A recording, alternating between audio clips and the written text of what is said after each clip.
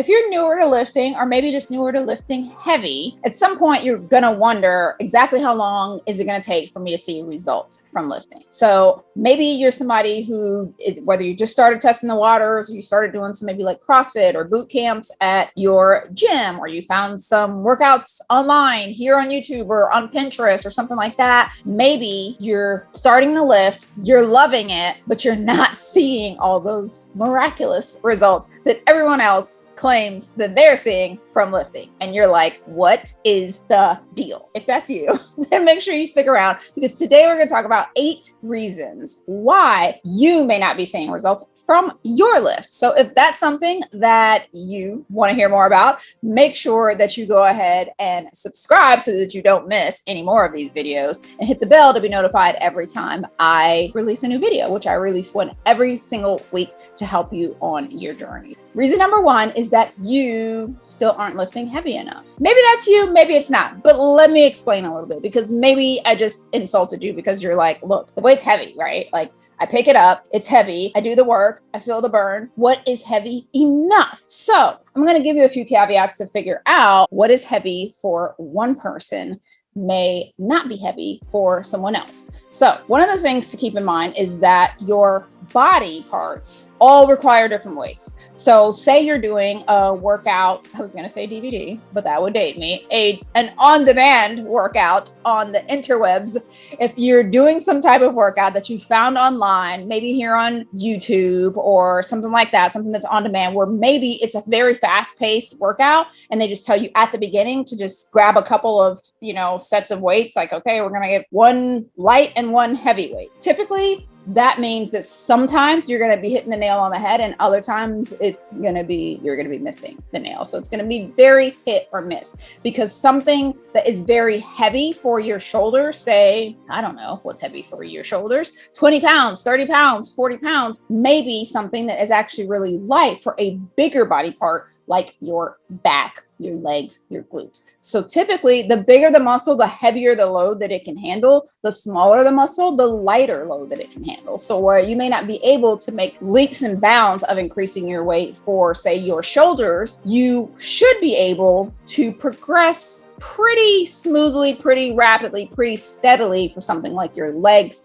your back, or your chest. When you're seeing those jumps, if you don't have the weights to be able to make those incremental jumps, then that's where the problem is going to lie. Because if 15 pounds is heavy to you at the beginning of a phase, then you should probably be somewhere around 20, 25 pounds for that same muscle group, considering if it's a bigger muscle group by the end of the phase. So every 4 weeks, 8 weeks, 12 weeks, you should be seeing strength gains and increases, especially if you're eating a sufficient amount of food and eating enough protein and you're in a periodized workout plan. So when you're working out in a way that is periodized, meaning it's changing things up every 4 to 6 weeks or so, you should be seeing some changes in your strength. So one of the ways to measure this is that whenever you're doing a workout phase, if the workout program calls for, let's say, 10 reps, and you choose a weight that you feel like you can do 10 reps with, but as you're doing your reps, you get to 10 and you feel like, I think I have a couple more reps left in the tank. Try it out and see. If you only have 1 or 2 more reps left in the tank, then the weight was probably perfect. If you have 3 to 5 reps left in the tank, then you need to pick up a heavier weight the next time. So that's one of the biggest ways that I would say to kind of have that intuitive judgment of whether or not a weight is heavy or not for you. So it's heavy enough if you can't do more than 2 reps beyond what the program that you're doing is requiring. It is too heavy if you're falling 2 reps short of what that particular one requires. If you can do well above and beyond, if you can do 3 or more reps past the actual required amount of reps, your weight is too light. It is time to increase. So when that comes to a smaller muscle, that means that perhaps using something as simple as weightlifting gloves or something like that can help you to add that extra like half a pound to the actual movement. Not weightlifting gloves as in the ones that help you not get calluses, but the ones that actually have weighted gloves. So just specify in there. Something like that can help you to increase if jumping the next 2.5, 5 pounds or whatever is too much of an increase. But make sure that you're always pushing yourself on those lists, not to the point of absolute failure all the time, but like I say, with still having only 1 to 2 reps left in the tank. The second that it goes beyond that, if you just continue stopping at the appointed time just because the workout plan says that, but you have more reps in the tank, then pretty much you're no longer challenging yourself. And if you're not challenging yourself, you're not going to see the results that you want from that particular program. So reason number 2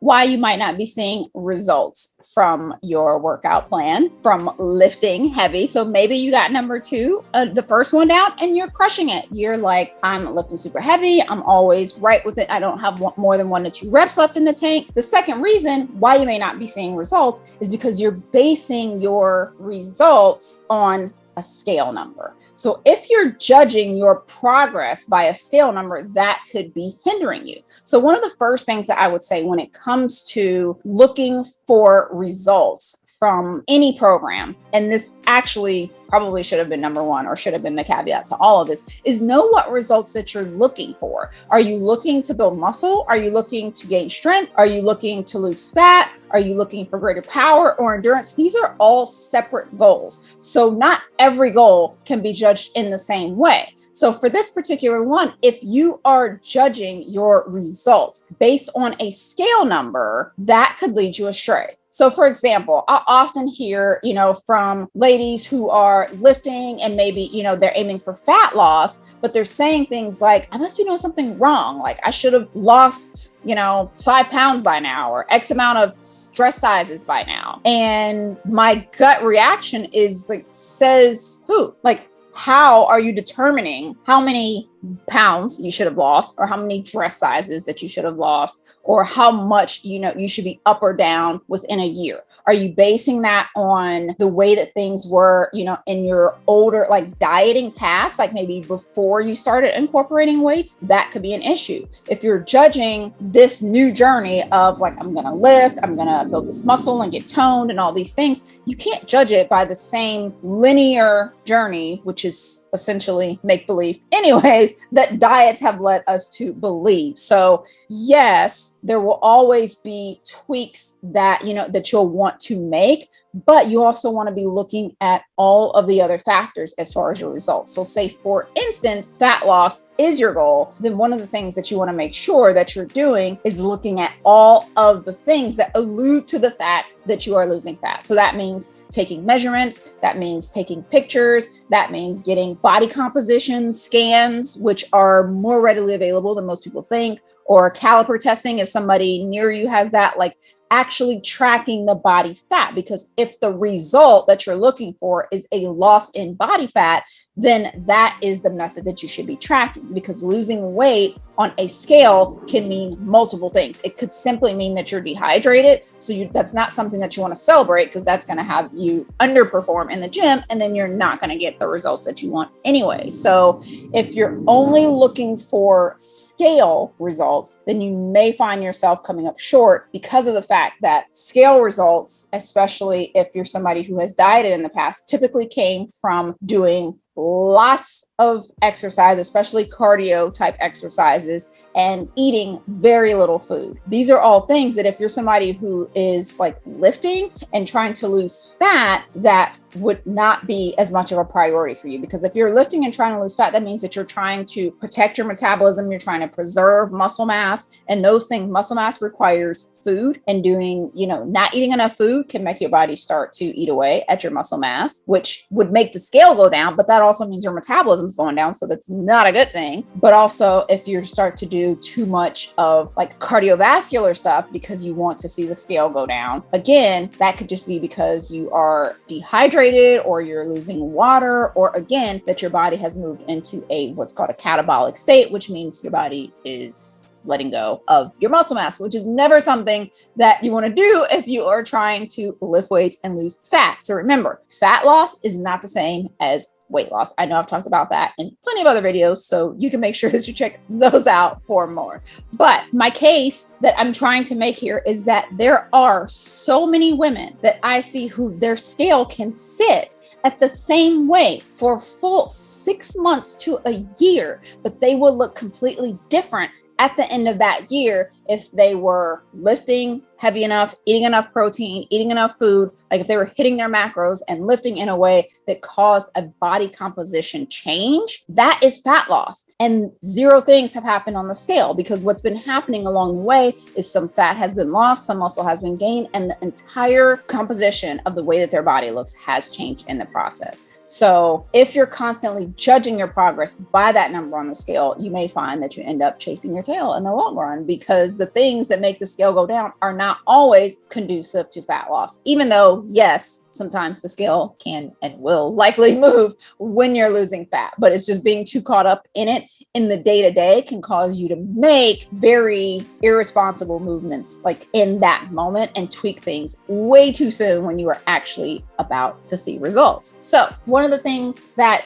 you want to keep in mind there is that, like I say, taking those other measures into account, making sure that you're getting your actual measurements, like girth measurements, making sure that you're taking pictures, making sure that you're listening. If people are complimenting or saying something like, wow, look how defined your arms are, or, you know, your spouse or significant other is saying like, oh my gosh, like your butt's so high now, or whatever the case may be, or you just simply feel good in your clothes. You look leaner when you look in the mirror. Don't allow that scale to dictate anything when all of those factors are showing you otherwise, because of the fact that when you go shopping, your clothing size is based on inches. It's not based on a measurement that came from a scale. So no one is walking around asking you how much you weigh for the sake of telling you how good you look. People may say, how much weight have you lost? And oftentimes when you lose fat, you will hear that a lot, where someone will be like, oh my gosh, how much weight have you lost? And you'll be like, none. So instead of seeing that as, oh my gosh, I haven't lost any weight, like this isn't working, that is confirmation that it is working and that you don't need to change a thing, because you are seeing results from lifting. Reason number 3 why you may not be seeing results is kind of connected to the reason number 2. And that is that you're retaining water. I know. Yeah. We're all tired of this excuse, right? But let's face it. If you are lifting, you're retaining water. Period. End of story. Muscle without water is jerky. So if you are lifting, if you are doing all the things that you're supposed to be doing and you're changing up your routine every 4 weeks or so, you're going to retain more water. That is going to show on the scale. Sometimes it's going to show a lot on the scale, because sometimes you are retaining lots of water, especially at the beginning of a new phase. Every time you switch phases, you're retaining water. So that's something that on the scale can seem like a bad thing, but typically the same workouts that cause that excess water retention, that pulling of lactic acid into the muscles for repair, are the things that are speeding up your metabolic rate and actually helping you to lose more fat. So if you're constantly running away from water retention, then you're probably running away from the things that are actually going to make the biggest impact in your journey. So if you're lifting weights, if you're doing lots of like HIIT, high intensity interval training, then you want to consider that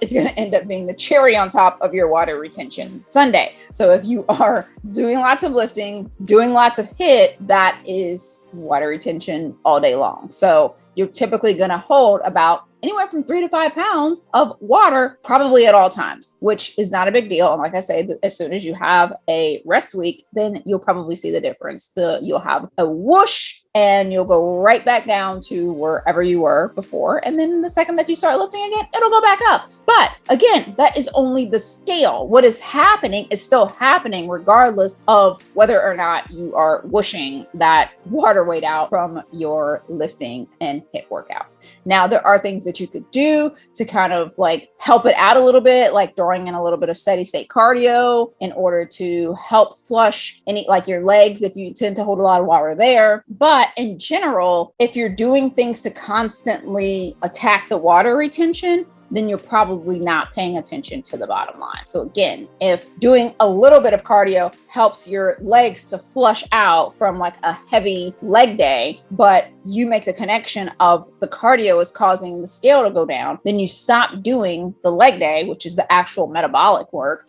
and you start only doing the cardio, which, like I say, you may get that original whoosh, but over time, that's not giving you the bang for the buck factor when it comes to your metabolism that lifting does. So water weight, is, it's a beast that we're dealing with. The more muscle mass that you have, the more muscle mass that you build, the more water that you will retain at all times. Like I said, unless you're on a rest week, or if you've been doing the same workout plan for 3 to 4 weeks or so. And typically that's right around the time that you should be switching things up anyways, which means that the scale is not going to be a super reliable source when it comes to actually figuring out if you're progressing. So does this mean that you have to give all, the scale dreams a rest? Maybe in the short term. What tends to happen is that typically once ladies relax into that fact and they're not so bothered by the day-to-day of the scale, the day-to-day of the water retention, they're not spending all of their time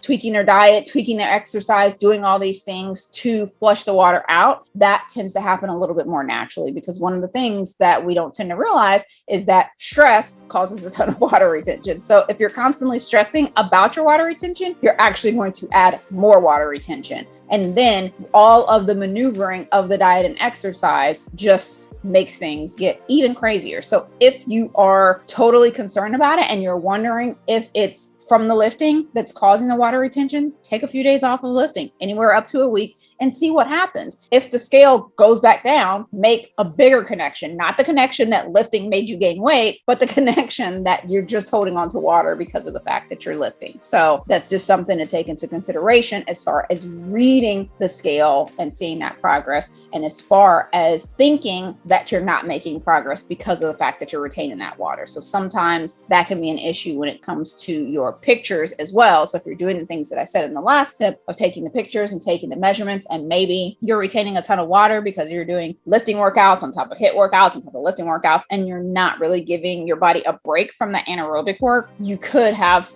pumped quite a bit of water into your system. So just giving it a break for a little bit to be able to see the progress sometimes is all you need to keep going. But that doesn't mean that the progress isn't happening all the time. So that is something to think about, especially if you're somebody who tries to wear jeans after leg day. Your legs might be a little bit more swollen. Maybe stick to leggings on leg day so that you're not doubting and like, what is happening? Why are my legs getting bigger? Because it'll go back down after a little while. Another reason why you may not be seeing results from your workouts is that you're not doing compound movements. So this goes back into the movement aspect. So the same way that you may not be seeing results if you're not lifting heavy enough, another reason why you may not be seeing results is because you're lifting, but you're not doing compound movement. Compound movements are things that work multiple body parts at once. So instead of, say, a lateral raise, which is only working one part of your shoulder,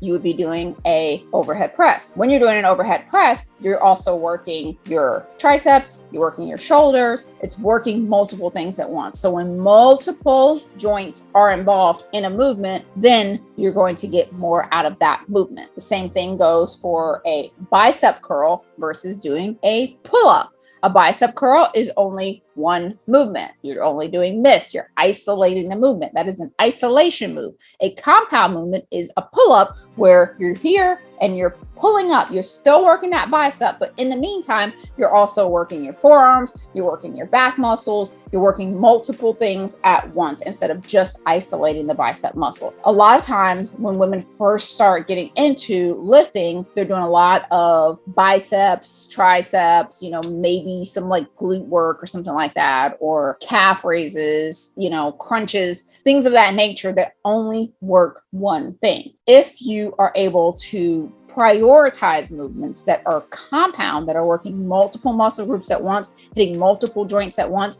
you're going to get a bigger bang for the buck from that movement. Does that mean that you can't do bicep curls and tricep kickbacks and all the like? Of course not. You can still do those things. Just consider them accessories to the main chunk of the workout. And so whenever if you're getting a plan from somebody else and there's a mixture of compound and isolation moves on there, if you ever had to cut the workout short, the parts that you would cut out would be that isolation work because of the fact that the compound move is going to hit multiple things at once. If this is helpful to you, make sure that you are hitting the like button and subscribe for the next part in this series. I'm trying my best to not cut these tips short so that you can really get what you need out of them. But in order to do that, I'm going to have to split it up because otherwise this would be an hour-long video. So make sure you're subscribed so that you don't miss the next part in this series, where I continue breaking down why you may or may not be seeing results from your workouts, especially your lifting workouts, and exactly how much results you should expect for the phase that you're in.